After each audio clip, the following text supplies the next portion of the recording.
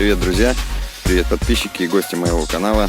Хочу предоставить вам на обзор снегоход Буран 4 TD. Литера D значит, что это удлиненная версия. Значит, в пользовании этот снегоход находится уже 4 сезона. Пробег на данный момент составляет 4694 километра.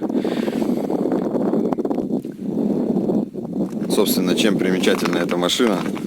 Тем, что здесь стоит четырехтактный мотор американской фирмы Кохлер. Значит, данный мотор применяется на всякой строительной технике, то есть электрогенераторы, мотопомпы и прочее оборудование.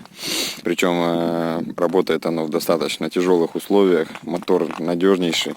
Значит, гильзы у него чугунные, то есть V-образная V-twin схема, верхнеклапанный мотор. То есть этим он и подкупил, в принципе, да. Вот. На этом моторе стоит канадский вариатор, вот, как можете видеть, Made in Canada. То есть не знаю от какой техники, да и в общем-то это не важно. То есть ведущий получается шкив канадский. Под сиденьем данного аппарата все бурановоды знают, что здесь находится огромный кофр. Батарея родная до сих пор, то есть беспроблемный энерджайзер. Это в комплекте поставлялось. Здесь была перегородочка металлическая. Она благополучно изъята была, чтобы сюда помещались длинномерные предметы. Вот такие вот, например. Ну, это небольшой багорик. А так сюда влазит ружье.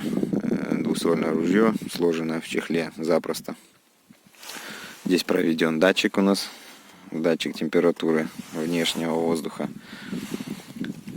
Также имеются датчики температуры цилиндров. То есть, если я включу зажигание, камера, к сожалению, не передает. Значит, здесь цифры показаны 47, 53. То есть, это по цилиндрам. А посередине показывает температуру окружающего воздуха. В общем, а на камеру вот такая вот херня получается. То есть, как бы мигают символы и все. То есть, возможно, это с частотой кадров связано. По эксплуатации, значит, по плюсам, вот реально аппарат просто бомбический. Так, если приглядитесь, то есть, не знаю, камера, наверное, не передаст. Ну, поближе покажу. Посмотрите, в каком состоянии капот. Посмотрите, в каком состоянии бампер. То есть, все замято, все поцарапано. Фароискатель. В общем, она на таком кронштейне пружинистом. Это очень хорошо, потому что очень часто ловит деревья. Вот посмотрите тоже. Вся фароискатель, в общем, побита. Стекло реально бомбическое на этом аппарате в плане того, что оно мягкое. Посмотрите. Его можно загнуть прям до руля. То есть без проблем. Сколько раз переворачивался снегоход, и, в общем-то, никаких повреждений это не вызвало. Вот эта конструкция продумана. Из улучшайзинга здесь, в общем-то, уже можете заметить розетка 12-вольтовая под всякие гаджеты. Вот, в частности, допустим, навигатор. Крепление для навигатора. Такое на шарнире. И здесь стоит.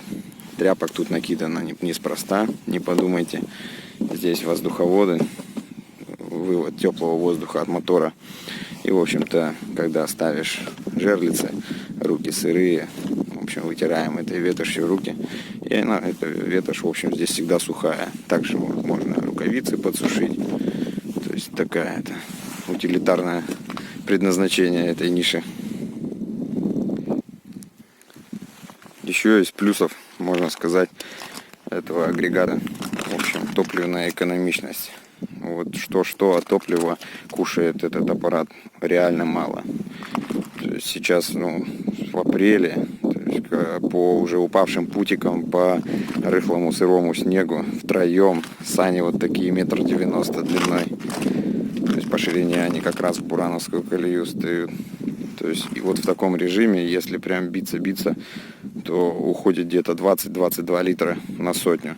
Если в одного по укатанному путику или по льду, то это литров 15-17 на сотню. Вообще легкотня уложится. Это модель карбюраторная. Инжектора, наверное, еще экономичнее. К тому же, вроде как, инжектор на 2 лошадиные силы мощнее. Здесь так, для сведения, 28 лошадей мотор.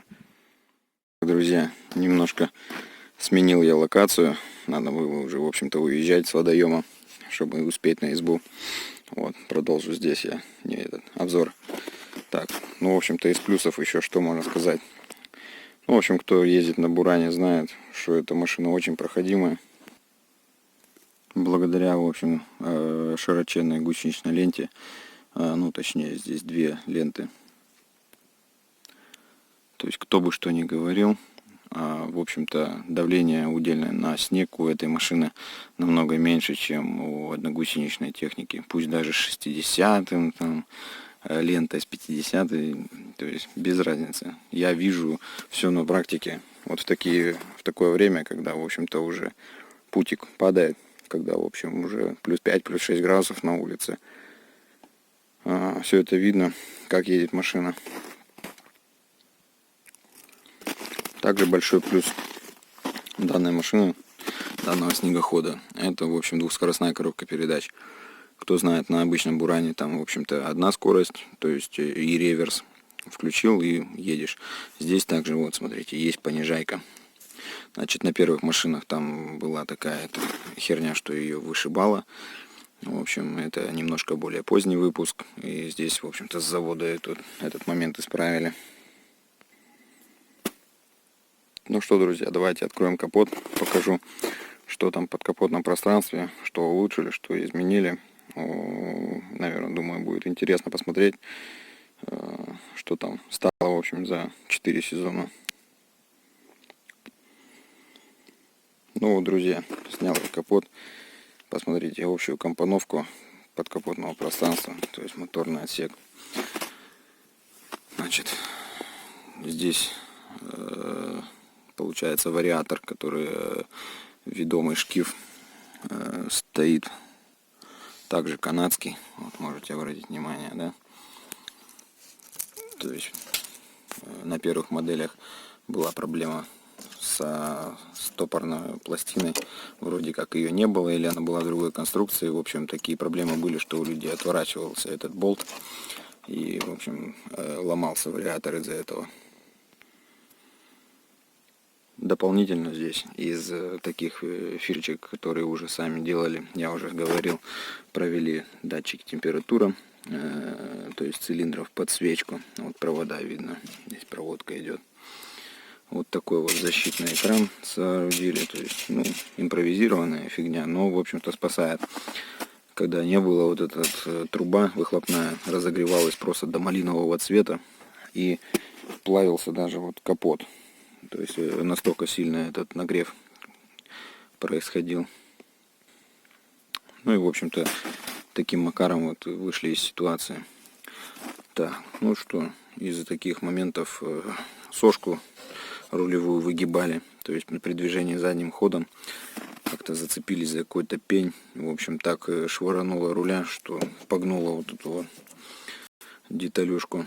Пришлось ее, в общем, выправлять, греть. То есть, ну, на место все это дело ставить. Это будьте внимательны при эксплуатации, то есть такие моменты есть.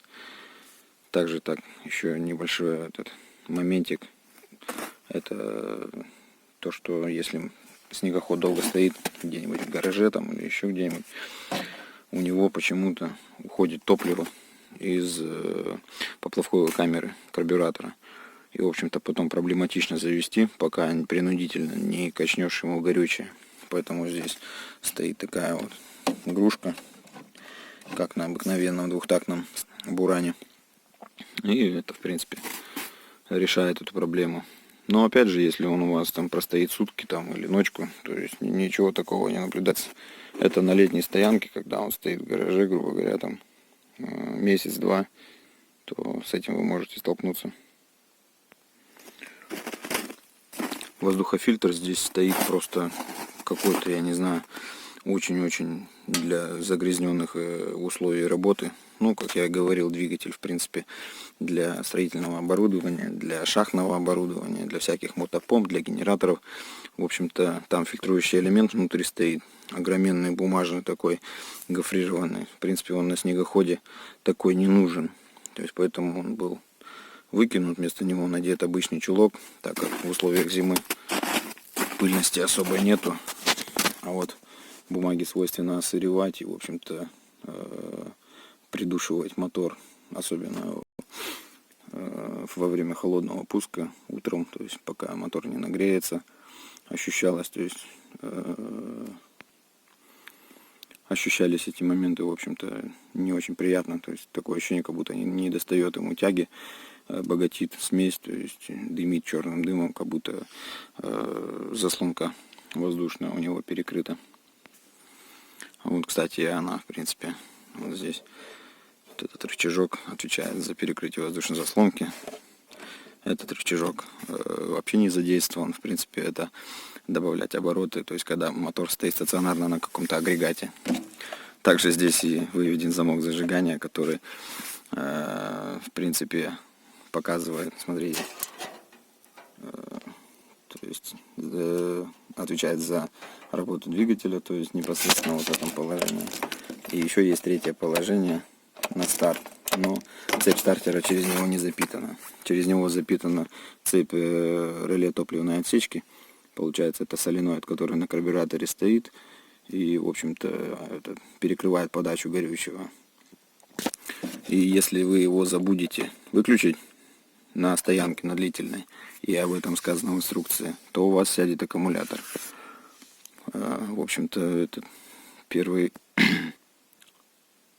сезон такой казус случился один раз. Ну, можно, в принципе, разобрать, снять, плюс на этот соленоид подать с основного замка зажигания. Вот от этого замка зажигания, и, в принципе, эта проблема решится. Не думаю, что это такая уж проблема. Наверное, обратили внимание, да, вот на эту вот фиговину, что это за кусок воздуховода алюминиевого здесь такой находится. А дело в том, что глушак очень сильно нагревается, и воздух, который здесь через эти ребра заходит, здесь заходит через капот, попадает в заборную решетку вентилятора улитки обдува. И, в общем-то, температура двигателя начинает расти. То есть и растет достаточно прилично. То есть снегоход не успевает остывать. Поэтому была поставлена вот эта штуковина сюда, как перегородка. И горячий воздух уже не попадает сюда. И это позволило снизить температуру двигателя на 10-15 градусов. То есть чего вполне достаточно. То есть греется он, когда едешь под большой нагрузкой и на улице где-то плюс 5 уже, вот, то есть в весенних условиях. Максимум, что удается его нагреть, это 152-155 градусов. Ну, в общем, основные моменты я рассказал, что касаемо таких явных минусов. То есть, ну, все знают минусы его подвески. То есть, катковая система подвески, это, конечно, в определенных условиях это минус, но в большинстве случаев это плюс. Многие там жалуются, вот, заедешь в слуз, там, завязнешь, катки забьются. Да, забьются, да, не спорю. То есть, когда попал в воду, потом в мороз, выехал на снег, снег туда попадает, с водой с этой схватывается, комья такие здесь начинают накручиваться внутри комья, гуську прижимает к низу лодки, и, в общем, машина встает. Есть такой момент. То есть, если попали в мороз в слуз, то есть нужно сразу выехать, поддомкратить. Для этого у нас есть ручной домкрат от обычной старой классики. То есть поддомкратить машину, выбить оттуда всю эту хрень и, в принципе, ехать дальше. Но я же скажу, что у этой подвески есть еще куча плюсов. То, что здесь нет склиз, значит, им не нужна смазка. Значит, я могу ездить где угодно, когда угодно. Сейчас немного это встретишь любителей покататься по сухому льду. Вот сейчас лед всплыл, смазки для склиз нету. То есть кто-то там какие-то проволочки придумывает, которые скребут этот лед и, в общем-то, шугу накидывают, в общем-то, на склизу. Но, извините, я еду и не думаю. Также вот, смотрите, уже бугры оголяются. Местами бугры совсем голые. Приходится по 200, по 300 метров проезжать вообще по лесу практически. Ну, в общем-то, буран едет и не пукает, как говорится. Единственное, конечно же, по управляемости тягаться он не может с двухлыжной машины. В общем, ввиду того, что у него одна лыжа и широкая гусеница. То есть, понимаете, да, что недостаточно поворотливый. Но опять же, многое зависит от ездока. То есть, насколько вы умеете, в общем-то, это переносить вес с одной подножки на другую. Отдельного момента в этом плане, кстати, управляемости заслуживает вот этот вот клиновидный бампер. Вот этот. То есть, если вы едете где-то по лесу, вот видно, кстати, насколько он побитый, помятый. То есть, вот так, не знаю, видно не особо. Ну, в общем-то, если вы едете по лесу, то есть вам стоит просто отвернуть лыжу немножко в сторону, немножко наклониться. И если какое-то препятствие здесь попадается, дерево там или пень, то просто снегоход отбрасывает в сторону, и вы скользите мимо. Главный момент — это не застрять между двух деревьев, когда расстояние между двух деревьев чуть уже, чем расстояние ширины машины. Вы можете повиснуть просто на этих двух деревьях, вот и все. Ну, так. На первых машинах была такая тема, что, вот, не знаю, видно, нет, вот приближу так.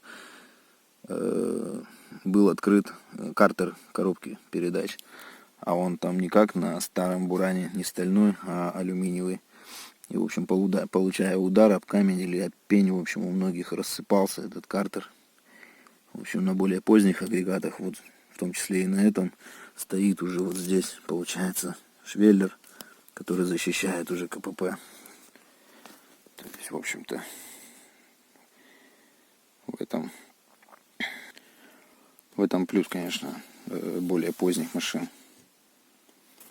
Также на первых машинах там на форуме можете встретить кучу информации, что рвались цепи из-за того, что вал, приводной вал, вот за этой крышкой вот он стоит, в общем-то, который в КПП входит. Получается, сам приводной вал в коробке, он был плохо отцентрован. То есть звездочка, здесь же цепной привод, звездочка вот так гуляла, цепь наскакивала на звезду, рвалась и разносила в клочья, в общем, этот корпус, картер КПП. Ну, завод говорит, что вроде стали ставить эти дистанционные втулки, шайбы, не знаю, что там. В общем, отцентровали этот узел, и эти проблемы прекратились. Ну, так, для сведения, 4697 уже, да, пробегу, и пока тьфу, проблем нет. Так что, что-то холодно, блин, на улице. Я тут вышел чуть ли не в трусах. А так, аппарат классный, настоящая рабочая лошадка. Просто простой, неприхотливый, экономичный и просто настоящий трактор. Свою работу по рыбалке, охоте, по, не знаю, каким-то еще делам, что бы то ни было, чем вы хотите заниматься, он решит ваши любые задачи. Ничего такого конкретно плохого сказать не могу. Надеюсь, видео было интересно для вас, полезно. Подписывайтесь на канал, ставьте лайки. Всего хорошего.